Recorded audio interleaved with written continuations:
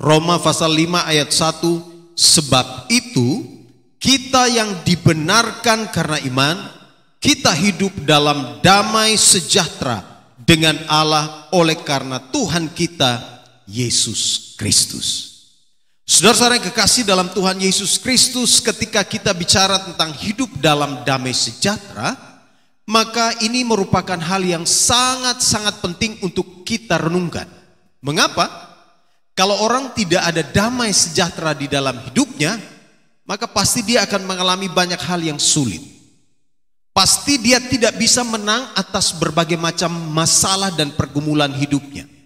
Kalau dia tidak ada damai sejahtera, kalau Roh Kudus tidak mengerjakan damai sejahtera di dalam hidupnya, maka dia akan mengalami goncangan-goncangan dalam hidup.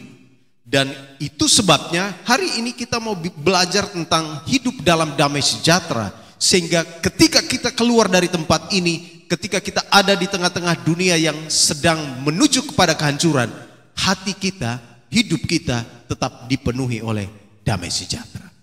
Saudara, damai sejahtera itu satu istilah dalam bahasa Ibrani, itu artinya shalom. Shalom, assalam, apa itu?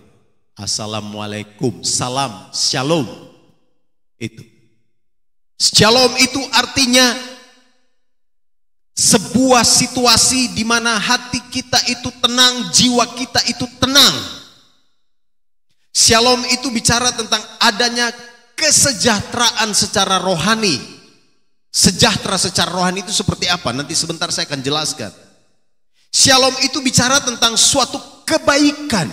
Jadi kalau seorang katakan shalom, lalu kita juga balas shalom. Sebenarnya ucapan shalom itu bagi orang Ibrani, salah satunya mereka sedang memastikan apakah orang yang menerima shalom itu ada di dalam keadaan shalom atau tidak.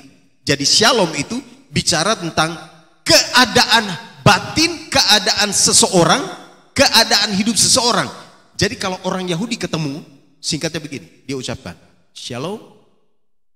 Sebenarnya dia sedang bertanya kepada orang yang menerima shalom itu dengan berkata, apakah kamu baik-baik saja? Lalu kalau dia balas dengan shalom juga, oh berarti dia baik. Tapi berapa banyak kita yang ketika mengucapkan kata shalom, kita pikir shalom biasa aja, padahal hidup lagi tidak bahagia, lagi tidak tenang, lagi tidak damai, lagi tidak sejahtera. Tapi itu semacam sebuah simbol saja. Orang bilang shalom, kita bilang shalom, begitu kan? Padahal shalom yang dimaksudkan itu ialah kita meresponi perkataan itu dengan berkata bahwa saya juga baik-baik saja, saya juga ada di dalam damai, saya juga ada di dalam pertolongan Tuhan, kira-kira begitu. Itu sebabnya kata shalom ini penting sekali. Sehingga kalau kita bicara tentang shalom, saudara perhatikan nanti di dalam Lukas pasal 2 ayat 14. Damai sejahtera itu sangat penting sekali. Sehingga ketika Tuhan Yesus lahir, malaikat-malaikat itu menyanyi ya. Nanti kalau saudara lihat ada bala tentara sorga yang menyanyi dan memuliakan Allah. Mereka nyanyi pujiannya apa? Pujiannya ialah kemuliaan bagimu di tempat maha tinggi. Kan itu pujiannya. Ayat itu berkata kemuliaan bagi Allah di tempat yang maha tinggi dan damai sejahtera di bumi di antara manusia yang berkenan kepadanya. Mereka sedang memberitakan tentang Raja Damai, Raja Shalom. Malaikat-malaikat bala tentara sorga itu sedang menyanyikan pujian. Mereka sedang membawa berita tentang shalom, damai sejahtera yang akan dibawa oleh Tuhan Yesus ke dalam dunia. Itu sebabnya waktu Yesus sebelum terangkat ke sorga, nanti saudara baca sendiri di dalam Yohanes pasal 14 ayat 27, dia bilang begini, damai sejahtera ku berikan kepadamu, dan apa yang ku berikan tidak seperti yang diberikan oleh dunia kepadamu. Janganlah gelisah dan gentar hatimu. Damai yang Tuhan Yesus berikan kepada kita itu berbeda dan tidak seperti yang diberikan oleh dunia kepada kita. Nah, saya akan mulai membawa kita untuk merenungkan bagian ini sehingga kita mengerti ketika kita bicara tentang hidup dalam damai sejahtera, firman Tuhan bilang apa? Kebenaran Alkitab bicara apa tentang hidup dalam damai sejahtera? Dan itu sudah dibaca tadi dan kita sudah baca ayat 1 sampai ayat 11, jawabannya ada di situ. Tapi perhatikan, saudara lihat ada satu kata sambung. Di dalam pasal 5 itu dia bilang begini, sebab itu. Kalau baca Alkitab itu perhatikan kata-kata sambung itu ada hubungannya dengan ayat-ayat sebelumnya. Sebab itu, sebab apa? Sebabnya itu mulai dari ayatnya yang ke-23 pasal 4. Kata-kata ini, yaitu hal ini diperhitungkan kepadanya, tidak ditulis untuk Abraham saja, tetapi ditulis juga untuk kita, sebab kepada kita pun Allah memperhitungkannya. Nah, masuk di sini. Karena kita percaya kepada Dia yang telah membangkitkan Yesus, Tuhan kita dari antara orang mati, yaitu Yesus yang telah diserahkan karena pelanggaran kita dan dibangkitkan karena pembenaran kita. Sambungnya di sini. Sebab itu, sebab apa? Sebab Yesus sudah diserahkan karena pelanggaran kita dan dibangkitkan karena pembenaran kita. Sebab itu kita yang dibenarkan karena iman, kita hidup dalam damai sejahtera. Saya mau membawa kita untuk mengerti apa yang Alkitab maksudkan. Kebenaran pertama yang saya mau sampaikan di sini ialah penyebab kita, apa penyebab kita hidup dalam damai sejahtera? Mengerti maksud pertanyaan ini? Apa yang menyebabkan saudara dan saya hidup dalam damai sejahtera? Dunia katakan begini, kita bisa hidup dalam damai sejahtera, saya bisa punya damai, ini kata dunia, kalau saya punya uang yang banyak. Betul enggak? Pernah dengar itu? Dunia bilang begini, kamu bisa punya damai sejahtera kalau kamu punya rumah yang mewah. Dunia bilang begini, kamu bisa punya damai sejahtera kalau kamu punya harta yang berlimpah. Ingat ya, tadi saya sudah baca satu ayat itu, Yohanes, bahwa damai sejahtera yang diberikan oleh Yesus itu tidak seperti damai sejahtera yang diberikan oleh dunia. Oke? Nah, dunia bilang begini, yang menyebabkan kita punya damai sejahtera itu, yang menyebabkan ada damai sejahtera dalam hati kita, kalau ada uang banyak. Makanya orang kerja terus karena dia pikir dengan dia punya uang banyak maka ada damai dan hidupnya tenang. Itu menurut dunia. Dunia juga bilang begini, kalau saya punya harta berlimpah maka hati saya tenang. Itu dunia yang bilang. Tapi apakah Yesus bilang begitu? Tidak. Nanti saya akan tunjukkan ini. Waktu kita bicara tentang yang menyebabkan kita ada damai, itu bukan materi. Betul enggak? Yang membuat jiwa saudara tenang itu materi? Tidak. Ada yang bilang, oke, iya memang itu dia memberikan ketenangan. Oke, kita ikut alur ceritanya. Oke, dia bisa memberi ketenangan, tapi ketenangan itu sementara. Semu. Sebentar, kalau materi itu enggak ada, dia enggak tenang lagi. Betul? Kalau dia punya rumah, kalau dia punya harta, tiba-tiba habis, maka ada damai lagi? Tidak ada. Kalau dunia berkata bahwa dia punya uang, dia punya rumah, dia punya harta berlimpah, baru itu menyebabkan dia ada damai, maka yang terjadi ketika semuanya hilang, maka damai itu tidak akan ada lagi. Itu sebabnya Yesus bilang begini, damai sejahtera yang kuberikan kepada kamu, itu tidak seperti yang diberikan oleh dunia kepadamu. Kalau begitu pertanyaannya, jawabannya seperti apa? Yang menyebabkan kita hidup dalam damai sejahtera itu apa? Uangkah? Materikah? Jabatankah? Kedudukankah? Jawabannya tidak. Yang menyebabkan kita hidup dalam damai sejahtera, penyebabnya, siapa yang menyebabkan saudara bisa ada damai? Siapa? Yesus. Perhatikan ayat 5, pasal 5 ayat 1 bilang begini, sebab itu. Artinya yang menyebabkan kita hidup dalam damai sejahtera, yang menyebabkan kita bisa ada damai, karena Yesus sudah diberikan kepada kita.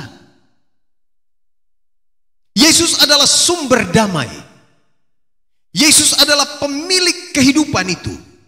Itu sebabnya kalau kita memiliki Yesus, ada damai pasti di dalam hidup kita.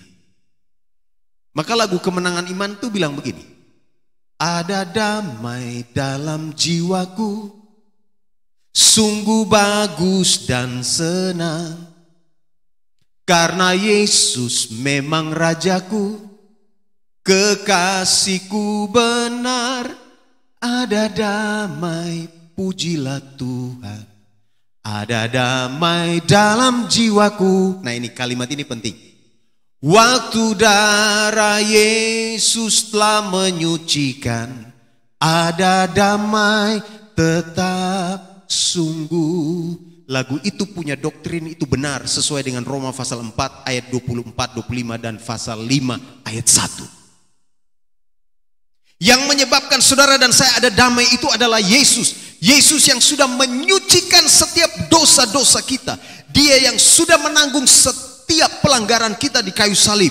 Karena Yesus sudah diberikan kepada kita, maka ada damai di dalam hati kita. Saudara perhatikan bagian firman Tuhan ini.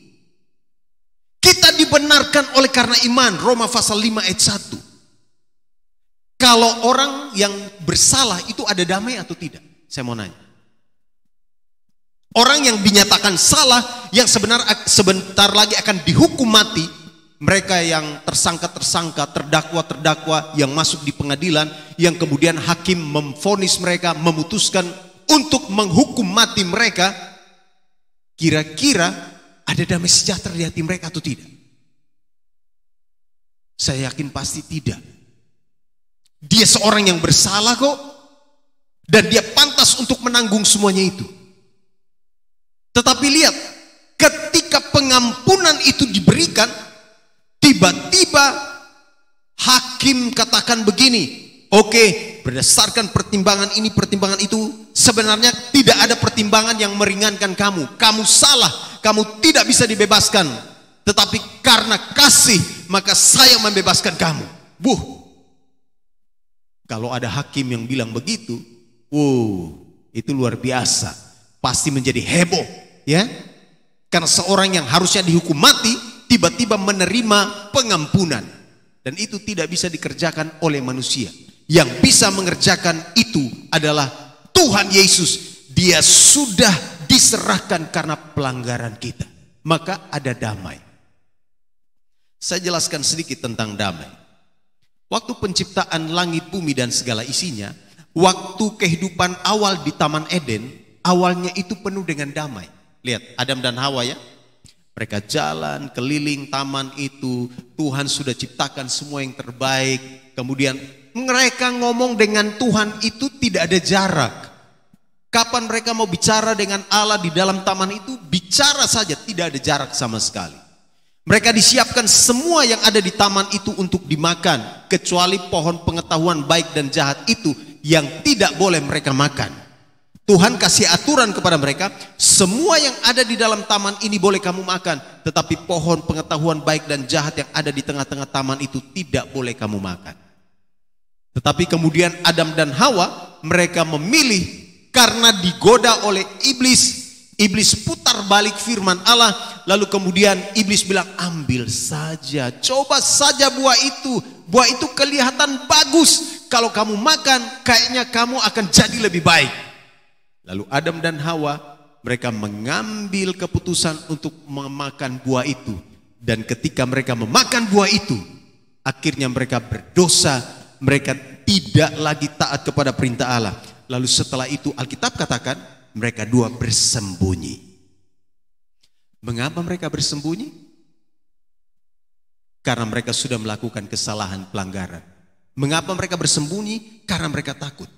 Damai di dalam hati mereka terkoyak. Oleh karena apa? Mereka mengambil keputusan yang salah. Mereka melakukan dosa. Itu sebabnya saudaraku yang kekasih, damai sejahtera yang dibawa oleh Tuhan Yesus, yang kemudian dia disalibkan, dia mati di kayu salib. Mengapa dia harus mati di kayu salib? Untuk apa? Memulihkan hubungan manusia dengan Allah. Supaya apa?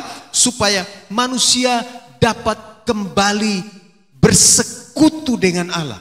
Dan ketika manusia kembali bersekutu dengan Allah, mereka menerima kehidupan kekal. Jiwa mereka disegarkan, jiwa mereka dipuaskan, jiwa mereka diselamatkan. Dan itulah letak damai sejahtera bagi setiap manusia yang menerima Yesus sebagai Tuhan dan Juru Selamat secara pribadi. Jadi saya mau katakan begini, penyebab damai sejahtera yang menyebabkan saudara memiliki damai sejahtera itu bukan uang. Sebab apa? Uang tidak bisa membawa saudara masuk ke surga. Betul? Uang bisa beli segala sesuatu, tetapi uang tidak bisa beli keselamatan. Dengan uang saudara bisa menghasilkan segala sesuatu, tetapi uang tidak bisa membawa saudara pergi ke surga. Yesuslah jalan kebenaran dan hidup. Dan dialah sumber damai itu yang memulihkan hidup kita dengan Bapa di surga. Kenapa dibilang Yesus yang menyebabkan kita ada damai sejahtera? Ingat, karena kita sebelumnya bermusuhan dengan Allah. Karena Adam dan Hawa jatuh ke dalam dosa, lalu kemudian dosa itu diwariskan kepada kita, lalu ada permusuhan antara manusia dengan Allah, lalu kemudian Yesus datang untuk memulihkan hubungan itu.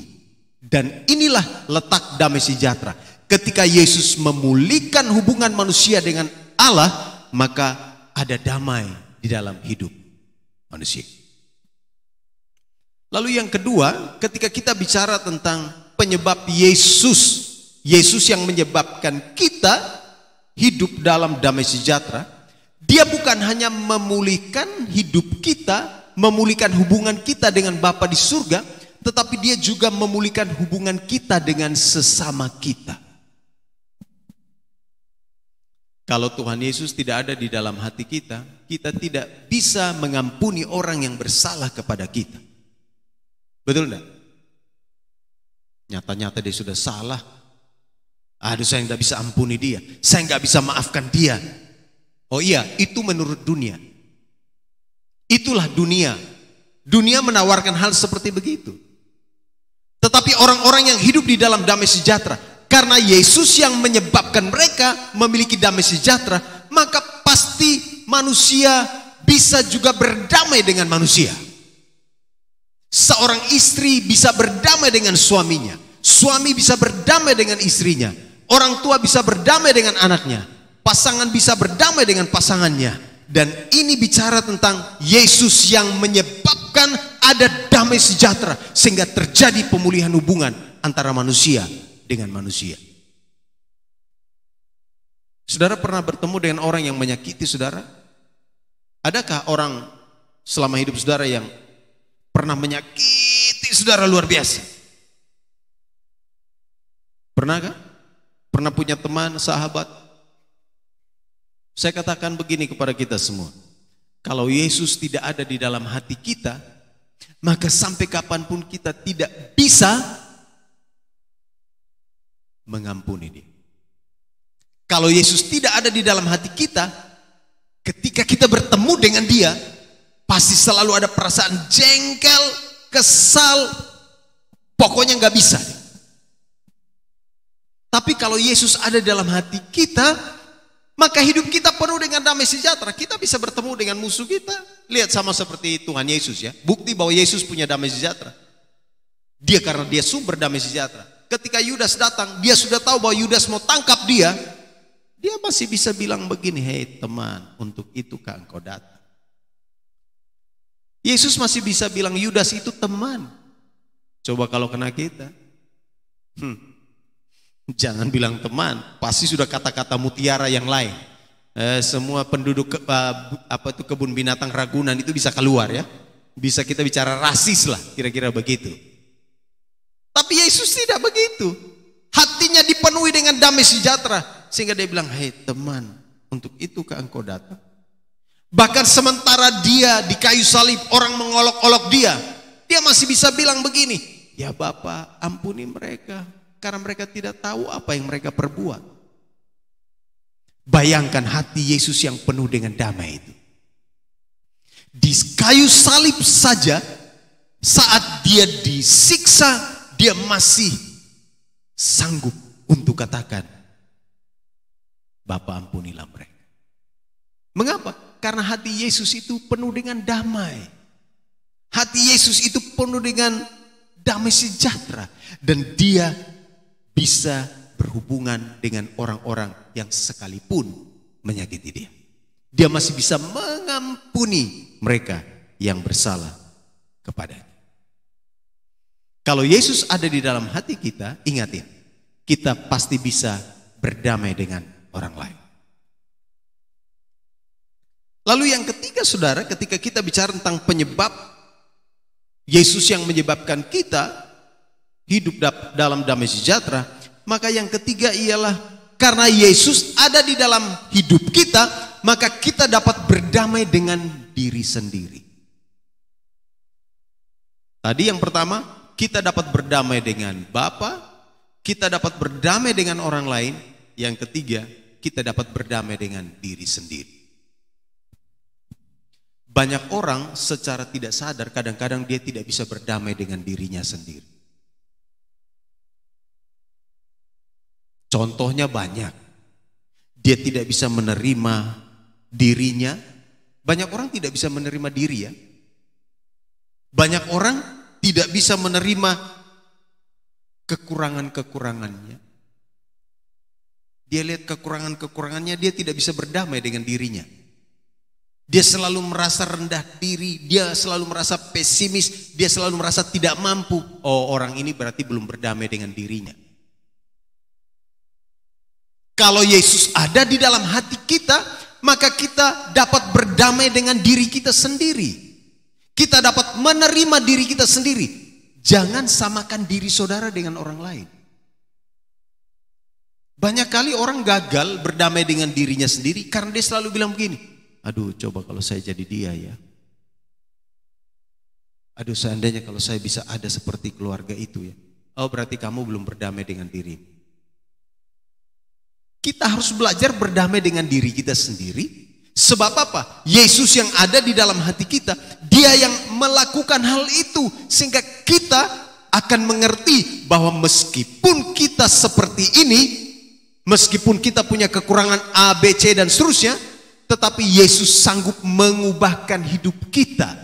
Yesus sanggup membuat kita semakin hari semakin lebih baik. Yesus sanggup mengubah sifat-sifat karakter kita. Dan dia akan membawa kita semakin hari semakin menjadi pribadi yang menyenangkan hatinya. Orang kalau ada damai sejahtera di dalam hatinya, perlahan-lahan pasti dia bisa berubah.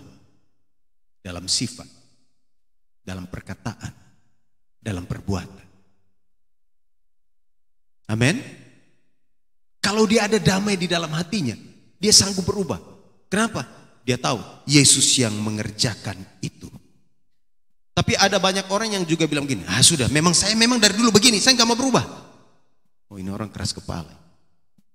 Kalau dikasih tahu malah semakin jadi dia.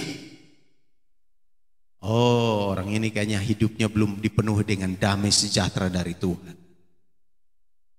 Saya yakin kalau Yesus ada di dalam hidup kita, maka kita sanggup berdamai dengan diri kita. Kita sanggup bertumbuh, berubah sehari lepas sehari. Dan ini yang mau menjadi penekanan saya di bagian pertama ini. Pasti kita bisa hidup dalam damai sejahtera karena apa?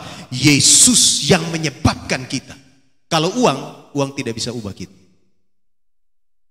Saudara bisa pergi ikut kursus kepribadian di Jakarta ini banyak sekali, ya. Bayar satu paket, saya coba lihat itu ada paket pertemuan beberapa kali bayar 4 juta untuk mengubah kepribadian. Jadi kalau tidak bisa senyum, datang di situ dia latih cara senyum kayak mana. Gini, ketemu orang atau ketemu customer bagaimana caranya. Seperti begitu dilatih. Oh gini. Tapi itu hanya palsu semua di luar. Demi kepentingan apa? Bisnis marketing. Tapi sifat aslinya tidak. Itu dipoles dengan uang 4 juta. Kalau mau lebih bagus lagi, ada kelas berikut 10 juta. Pertemuan beberapa kali. nanti cara menyapa gimana ya, cara salam gimana ya, cara bertemu, cara prospek orang seperti apa ya. Kalau kamu mau marketing, kamu punya produk nanti seperti ini ya, nanti bagus. Tapi itu semuanya dilatih di bagian luar. Itu bukan genuine, tidak asli. Sebab kalau Yesus yang mengerjakan itu, sifat aslinya itu keluar dari dalam hati. Amin. Ketika kita hidup di dalam Kristus, sifat-sifat Kristus, kasih, sukacita, damai sejahtera, kelemah lembutan, penguasaan diri, segala macam buah roh itu ada di dalam hati kita. Dan itu keluar genuine, asli, tidak dibuat-buat, tidak dipoles-poles. Sebab Yesus yang mengerjakannya dari dalam hati. Maka kalau orang mau berubah, kalau orang mau memiliki hidup dalam damai sejahtera, dia harus berjumpa dengan Yesus. Dia harus menerima Yesus sebagai Tuhan dan Juru Selamat secara pribadi. Dan Yesus akan mengubahkan hidupnya. Roh Kudus yang ada di dalam hidupnya akan mengubahkan dia. Roh Kudus itulah yang menyebabkan seseorang akan mengalami perubahan hidup. Dan hidupnya akan penuh dengan damai sejahtera. Yang berikut, saudara. Hal yang kedua dan yang terakhir. Yang pertama tadi saya jelaskan tentang penyebab yang menyebabkan seseorang itu hidup dalam damai sejahtera itu apa? Bukan uang, bukan materi, bukan harta, bukan punya rumah mewah dan seterusnya. Tetapi yang menyebabkan orang hidup dalam damai sejahtera adalah Yesus. Dan yang kedua, saudara perhatikan bagian firman Tuhan ini. Menarik sekali di dalam ayat-ayat itu. Akibat dari hidup dalam damai sejahtera itu seperti apa menurut Roma pasal 5? Saudara lihat, mulai ayat 2. Oleh dia, oleh siapa? Oleh Yesus yang membuat kita memiliki hidup dalam damai sejahtera itu. Oleh Yesus, kita juga beroleh jalan masuk dalam iman kepada kasih karunia ini. Ini bicara tentang akibat dari orang yang hidup dalam damai sejahtera. Akibat dari orang-orang yang telah mengalami pemulihan hubungan dengan Allah. Jadi waktu saya bicara tentang hidup dalam damai sejahtera, di pikiran kita saudara harus tangkap bahwa yang saya maksud ialah orang yang telah mengalami pemulihan hubungan dengan Bapa melalui karya Yesus di kayu salib. Itulah mereka yang hidup dalam damai sejahtera. Akibatnya apa? Akibatnya ayat itu katakan, kita juga beroleh jalan masuk oleh iman kepada kasih karunia ini. Akibat dari hidup dalam damai sejahtera, saudara punya akses masuk. Yesus adalah akses bagi kita. Yesus adalah jalan masuk bagi kita, sehingga kita dapat masuk di dalam kasih karunia, berjumpa dengan Bapa di surga. Tidak perlu embel-embel yang lain. Saudara ini mengerti maksud saya ini? Mengerti ya? Yesus yang sudah menyelamatkan kita, dialah jalan masuk. Dia memberikan akses bagi kita untuk datang berjumpa dengan Bapa di surga. Kalau Yesus tidak diberikan bagi kita, maka sampai kapanpun saudara tidak bisa ketemu Bapa di surga. Saudara dan saya tidak bisa masuk surga kalau Yesus tidak diberikan kepada kita. Dialah akses. Dia adalah jalan masuk. Makanya orang-orang yang sudah berdamai dengan Allah karena Yesus sudah mendamaikan mereka, mereka itulah yang beroleh jalan masuk. Jalan masuk oleh iman kepada kasih karunia itu. Kasih karunia yang dimaksudkan di sini itu bicara tentang kita menerima keselamatan. Masuk di sini juga bicara tentang kita dapat masuk ke dalam kerajaan sorga. Yang membawa kita masuk itu adalah Yesus. Wih, betapa damainya hati ini ya. Kita masuk surga tidak pakai ribet. Kalau saudara pergi ke satu tempat yang seperti tadi saya katakan, masuk saja pakai ribet. Aduh, rasa-rasa tidak ada damai deh. Harus inilah, bikin itu dan begini. Tidak, masuk kerajaan surga, Yesus adalah aksesnya. Yesus adalah passwordnya. Sehingga kita dapat masuk, datang kepada Bapa di surga. Saudara ingat satu cerita, ini ada hubungannya juga dengan cerita Esther. Esther waktu itu singkat cerita dia sudah diangkat menjadi ratu. Ratu di kerajaan Persia. Kerajaan Persia membawahi berapa daerah, berapa wilayah? 127, Ester pasal 1. Jadi Ester diangkat menjadi ratu, lalu singkat cerita, ada sedikit masalah, orang-orang Yahudi mau dibunuh, lalu kemudian sepupunya Ester, Mordekai bilang begini kepada Ester, masa kau diam-diam saja, bangsamu mau dibunuh, masa kamu tidak berupaya untuk bagaimana selamatkan bangsa? Ester kemudian bilang begini, masa kau tidak tahu aturan di sini? Bahwa siapapun yang mau masuk ke pelataran raja, kalau raja tidak berkenan, maka siapapun termasuk dia permaisurika itu akan dihukum mati. Lalu kemudian Ester bilang begini, kalau begitu pulanglah, kasih tahu kepada orang-orang untuk doa puasa 3 hari, biar saya dapat akses masuk berjumpa dengan Raja Ahasiweros. Ingat cerita itu ya. Akses untuk masuk ke dalam kerajaan itu udah gampang pada masa itu. Akses orang untuk masuk ke ke hadapan kaisar pada masa Paulus tulis bagian ini, orang mau menghadap kaisar itu sulit sekali karena kaisar itu dianggap dewa suci, dia duduk di atas tahtanya, orang nggak bisa datang. Kalau dia tidak berkenan, orang itu tidak boleh masuk. Kalaupun orang itu mau paksa masuk, orang itu harus mati.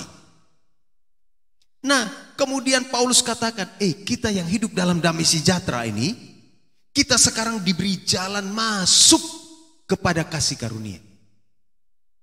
Artinya apa? Saudara dan saya, karena sudah diperdamaikan oleh Tuhan Yesus di kayu salib, saudara dan saya pasti masuk surga. Amin? Amin? Kita adalah orang-orang yang berbahagia, saudara. Kita adalah orang-orang yang penuh dengan damai sejahtera. Karena surga itu aksesnya sudah diberikan bagi kita, dan Yesuslah yang membawa kita untuk datang di dalam iman kepada kasih karunia itu. Makanya saudara, harusnya kita tuh bersyukur. Setiap hari adalah hari yang terbaik. Amin. Ada masalah, ada pergumulan, gak apa-apa. Tapi setiap hari adalah hari yang terbaik. Karena kita sudah diberi akses masuk menghadap kepada Bapa di surga. Dan perhatikan, ini bukan sekedar akses masuk, tapi saudara lihat ayat 2 bagian B. Karena ini doktrin dalam, maka saya perlu jelaskan ini perlahan-lahan untuk kita. Di dalam kasih karunia ini kita berdiri dan kita bermegah. Bermegah itu maksudnya berbangga, berbahagia, senang dalam pengharapan akan menerima kemuliaan Allah. Perhatikan kata, di dalam kasih karunia ini kita berdiri dan kita berbangga. Sudah masuk di dalam kasih karunia, kita berdiri. Orang-orang zaman itu kalau mau menghadap raja nggak bisa berdiri, berlutut dari ujung sana. Raja kalau dia duduk di singgasananya di sini, orang yang mau menghadap raja, nanti kalau saudara nonton film-film kerajaan, taruhlah film-film kerajaan yang sederhana di Indonesia lah, yang film-film biasa itu kalau mau menghadap baginda raja, itu dari sana orang itu sudah berlutut, Pak. Dan tidak boleh memandang wajah raja. Kapan dia angkat mukanya pandang raja wajah raja. Kapan, saudara tegang sekali soalnya. Kapan dia mengangkat mukanya untuk memandang wajah sang raja, maka dia mati. Itu sebabnya orang-orang zaman itu ketika mau menghadap kaisar, tunduk dan duduk jauh sekali. Ampun baginda raja. Dan itu di jauh, nggak bisa datang dekat-dekat.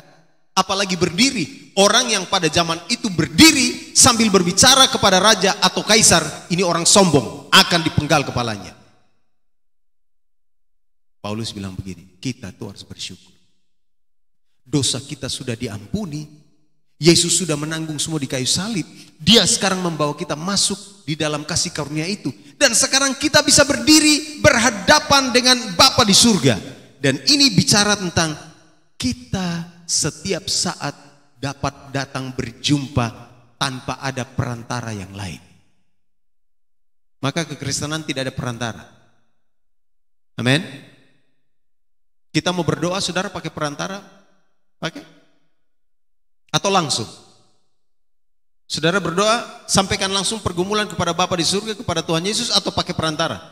Dalam nama Yohanes Pembaptis, saya minta tolong Yohanes Pembaptis untuk sampaikan kepada Tuhan Yesus. Begitu? Enggak. Tadi saya sudah jelaskan, ini doktrinnya. Makanya orang Kristen itu kalau berdoa tidak pakai perantara.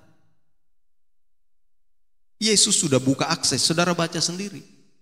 Di hadapan tahta itu kita ngomong sendiri. Silakan berdiri dan mengucapkan semua pergumulan dan permohonan kita, karena sudah ada akses masuk, dan itu membuat kita berbahagia. Ada damai sejahtera. Maka kita datang sampai di depan tahta Allah. Kita sampai di situ dan menyampaikan setiap pergumulan kita. Jadi ini yang saya mau katakan buat kita. Akibat dari hidup dalam damai sejahtera, itu kita dapat datang langsung untuk menyampaikan setiap pergumulan-pergumulan kita kepada Bapa di surga. Jalan sudah terbuka. Karena itu berdoa. Kalau ada masalah berdoa. Kalau ada pergumulan bawa dalam doa. Kalau ada tantangan-tantangan yang hebat dalam hidup, ingat Dia sudah membuka akses bagi kita. Dan saudara dan saya dapat berdiri di hadapan tahta Allah untuk menyampaikan setiap pergumulan kita. Amin ya. Jadi orang Kristen doa itu tidak pakai perantara. Saudara tidak perlu pakai perantara. Siapa lagi? Petrus. Saudara berdoa dulu ke Petrus. Petrus, Bapa yang kudus, Petrus, tolong sampaikan saya punya pergumulan ke Tuhan Yesus. Saudara tidak usah pakai perantara. Petrus tidak dengar saudara. Petrus tidak dengar saudara. Saudara langsung sampaikan kepada Bapa di surga. Dia mendengar doa kita. Amin. Saudara yakinin? Amin. Dan inilah yang dimaksudkan. Itu yang membuat kita ada damai sejahtera. Saya jelaskan yang paling esensi. Kita tidak titip-titip lagi doa. Nggak titip doa, langsung. Karena apa? Jalannya sudah dibukakan bagi kita. Perhatikan di dalam ayat 3. Akibat yang lain dari hidup dalam damai sejahtera, akibatnya apa? Dan bukan hanya itu saja, kita malah bermegah juga dalam kesengsaraan kita, karena kita tahu bahwa kesengsaraan itu menimbulkan ketekunan, dan ketekunan menimbulkan tahan uji, dan tahan uji menimbulkan pengharapan. Dan pengharapan tidak mengecewakan, karena kasih Allah telah dicurahkan di dalam hati kita oleh Roh Kudus yang telah dikaruniakan kepada kita. Ini ada hubungannya dengan yang saya khotbahkan minggu lalu. Akibat dari orang yang hidup dalam damai sejahtera, maka ada sukacita meskipun dia sedang mengalami kesengsaraan. Mengapa? Karena di dalam kesengsaraan itu dia punya pengharapan bahwa Tuhan pasti akan menolong dia, maka ada damai. Saudara, kita punya pengharapan di dalam Kristus. Ini akibat dari ada damai sejahtera di dalam hati kita. Kita tahu bahwa ketika kita ada di dalam pergumulan, Tuhan Yesus pasti sanggup menolong kita. Itu yang membuat hati kita ada damai.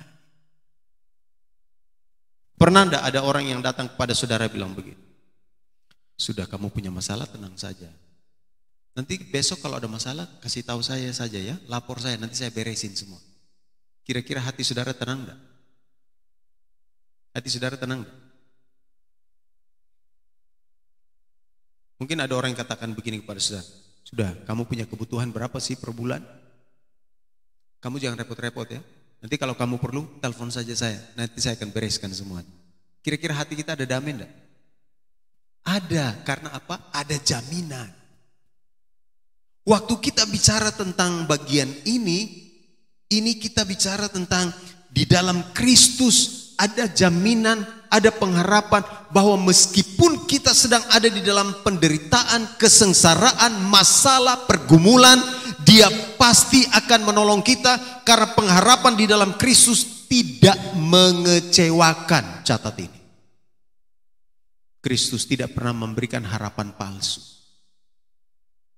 Pernah enggak ada orang yang berjanji kepada saudara dan saudara sudah tunggu 2 tahun, 3 tahun, janjinya tidak ditepati? Oh, palsu itu.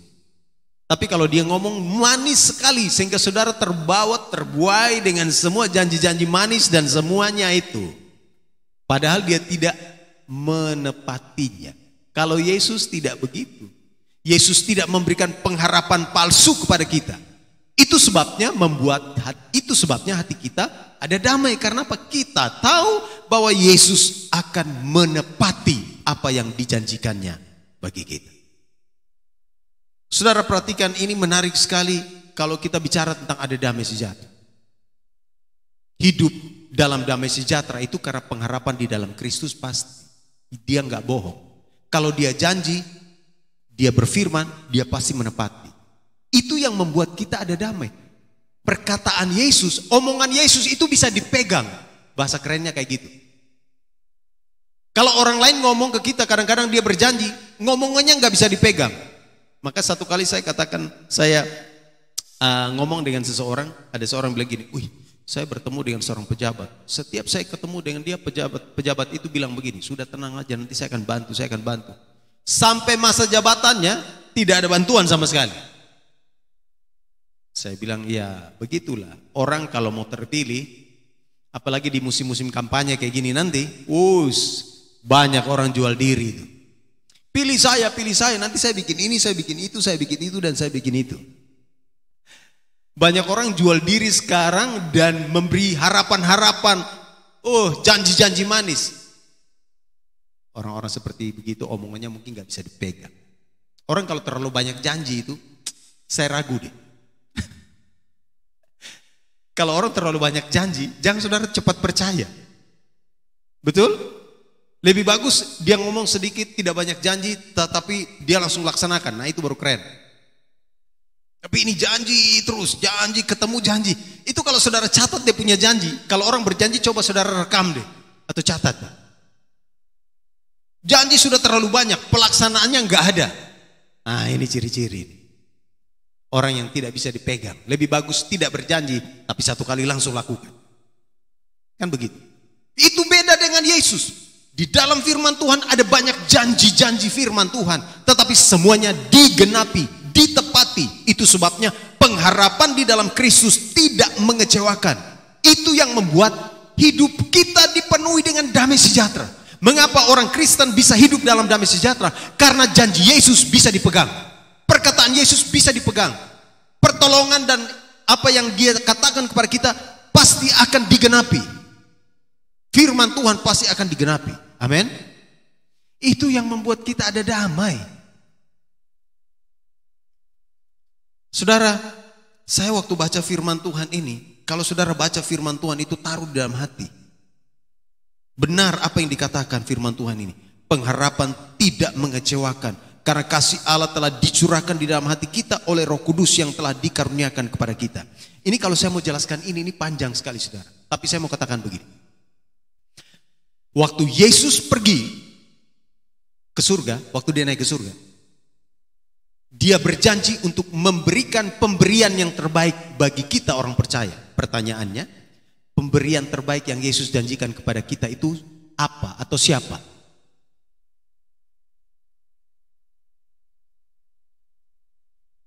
Kamu tidak dengar saya punya khotbah seminggu kemarin dan 2 minggu lalu kah?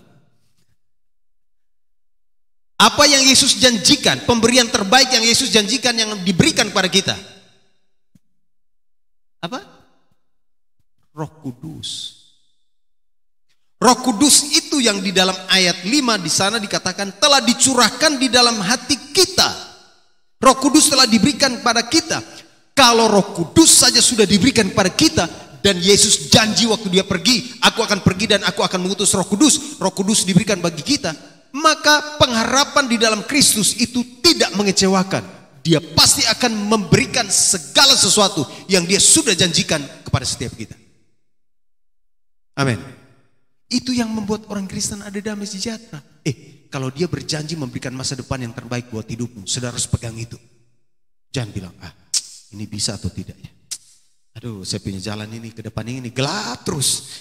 Ini kemarin mendung. Orang kemarin mendung, hari ini cerah. Saya dari kemarin, sekarang, dan seterusnya mendung terus. Oh, berarti kamu tidak pegang janji Tuhan ini. Saya suka sekali lagu itu. Pegang janji Tuhan, pegang firman Tuhan. Na na na na na na na na. Bagus lagu itu. Saudara harus pegang janji Tuhan. Kita hidup dalam damai sejahtera. Ada damai di dalam hati kita. Karena firman Tuhan ya dan amin. Janji Yesus pasti digenapi di dalam hidup kita. Amin. Yang terakhir, saudara. Akibat dari orang yang hidup dalam damai sejahtera. Nanti saudara baca sendiri Wahyu 12 ayat 10. Tapi saya mau ringkas saja. Itu bicara tentang iblis yang telah dibuang. Oke? Nanti coba lihat Wahyu 12 ayat 10. Dengan cepat saya baca untuk kita. Wahyu 12 ayat 10. Firman Tuhan katakan demikian. 12 ayat 10. Dan aku mendengar suara yang nyaring di sorga berkata, sekarang telah tiba. Ini lagunya. Keselamatan dan kuasa dan pemerintahan Allah kita dan kekuasaan Dia yang diurapinya, karena telah dilemparkan ke bawah pendakwa saudara-saudara kita yang mendakwa mereka siang dan malam di hadapan Allah kita, dan seterusnya. Mengapa kita hidup di dalam damai sejahtera? Akibat dari Kristus sudah diberikan pada kita, maka kita hidup dalam damai sejahtera. Akibatnya apa? Kita menang atas tuduhan iblis. Ingat, iblis itu mendakwa. Oke? Dakwa itu apa artinya? Dakwa itu artinya dia bacakan dakwaan, tuntutan-tuntutan, tuduhan-tuduhan. Contoh seperti jaksa ya. Kalau ada seorang pencuri ditangkap, lalu kemudian dikasih duduk di pengadilan itu, lalu jaksa membaca dakwaan, mendakwa dia, membuktikan, menyatakan bahwa dia salah, ini dan seterusnya. Saudara, waktu kita ikut Kristus, kita ada dalam hidup, kita hidup dalam damai sejahtera. Karena apa? Karena iblis punya dakwaan tidak berlaku lagi atas kita. Salah satunya begini. Saudara sudah bertobat, saudara sudah mengaku setiap dosa dan kesalahan, saudara sudah bereskan dengan Tuhan. Lalu biasa iblis bilang begini, kamu belum diampuni. Saudara harus peka, yang ngomong itu iblis. Kalau saudara sudah membereskan hidupmu dengan Tuhan, kalau saudara sudah berkomitmen sungguh-sungguh, berubah, bertobat, mengaku dosa, minta ampun, lalu saudara sedang berjalan bersama dengan Tuhan, tiba-tiba di dalam perjalanan hidupmu, iblis ngomong, dia bisikan di dalam telingamu, kamu belum beres, Tuhan tidak ampuni kamu. Cepat peka, yang ngomong itu iblis, itu bukan Tuhan. Itu sebabnya mengapa kita ada damai sejahtera, karena kita punya jaminan bahwa kita yang sudah ada dalam Kristus, dosa-dosa kita diampuni, maka kita sekarang menjadi baru di dalam Kristus, dan iblis tidak lagi bisa mendakwa kita. Karena itu kita harus menang atas setiap tuduhan iblis. Dan ketika dia berbisik itu kepada kita harus segera tengking, usir dia. Dalam nama Yesus, iblis kau pergi. Saya sudah menang, saya sudah merdeka. Hidup saya sudah dibaharui oleh Tuhan. Pernah saudara alami ini enggak? Pernah enggak ketika saudara melakukan sebuah kesalahan, lalu saudara sudah bergumul dengan Tuhan, sudah minta ampun, sudah menjalani semuanya dengan dengan penuh kesetiaan, tiba-tiba dalam perjalanan iblis berbisik di dalam hidupmu, kamu belum beres. Pernah tahu? Pernah mengalami itu? Kemudian hati saudara tidak damai. Oh, itu tipuan iblis. Tipuan iblis. Akhirnya saudara mulai berpikir, kalau begitu saya malas berdoa deh. Saya berdoa juga, doa saya tidak dengar, dosa saya tidak diampuni. Itu tipuan iblis.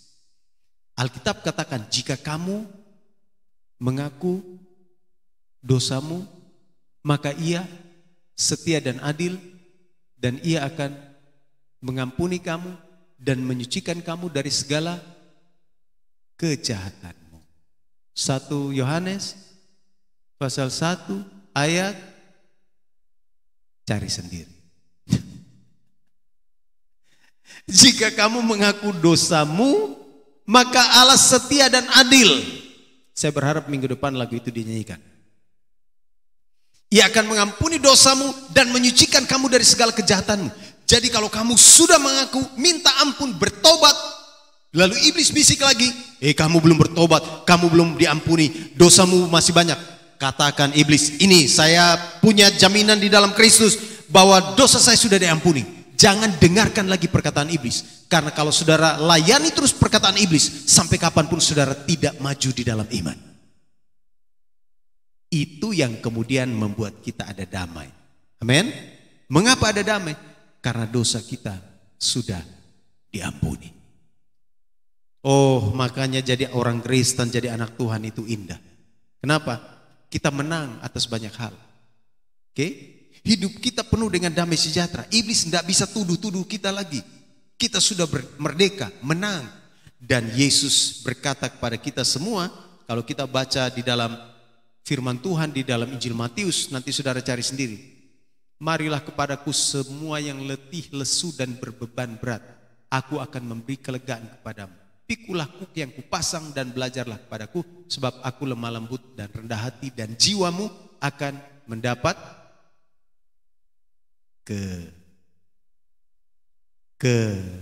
kelegaan. Amin. Amin. Kiranya firman Tuhan hari ini menguatkan kita ya. Saya mau sampaikan ini, yang menyebabkan saudara ada damai itu bukan uang. Keliru, kalau saudara taruh imanmu itu ke uang, nanti sampai kapanpun saudara tidak damai. Saudara tidak akan maju-maju. Yang menyebabkan kita ada damai itu adalah Tuhan Yesus. Lalu akibat dari Dia sudah membuat kita berdamai dengan Bapa di surga, dengan sesama, dengan diri kita sendiri. Maka lihat akibat-akibatnya tadi saya sudah sampaikan untuk kita. Itu sebabnya ketika kita dalam pergumulan, dalam masalah, dalam pencobaan, dalam tantangan, terus berdoa, bersyukur, dan datang kepada Tuhan. Serahkan hidup kita kepada Tuhan. Minta Dia senantiasa memenuhi hati dan pikiran kita dengan damai sejahtera dari surga.